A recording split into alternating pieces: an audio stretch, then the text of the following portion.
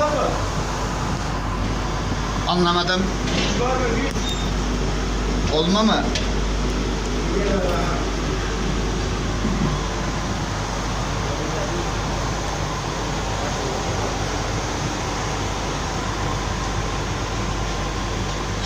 Gel hele gel orada bizim için gel.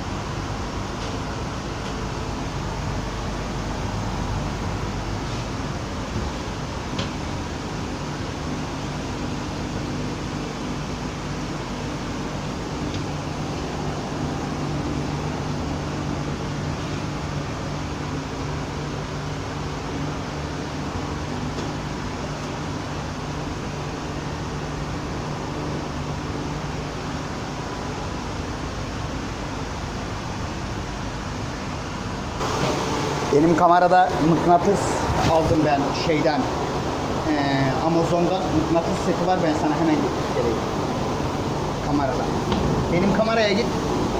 Gir, takvimin üstünde bir tane ince uzun mıknatıs var, onu al gel.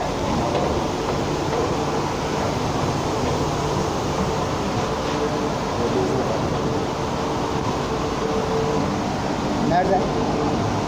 O ya, onu alırız ya.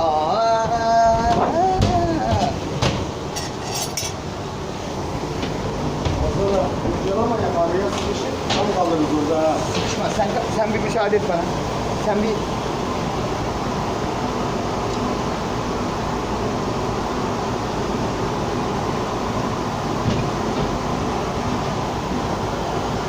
Durmuş, feneri getir bana şuradan, el feneri.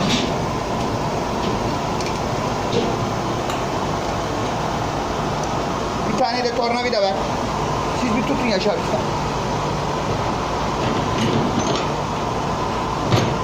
Siz dokunmadan tutarsanız. Siz dokunmayın, ben alacağım.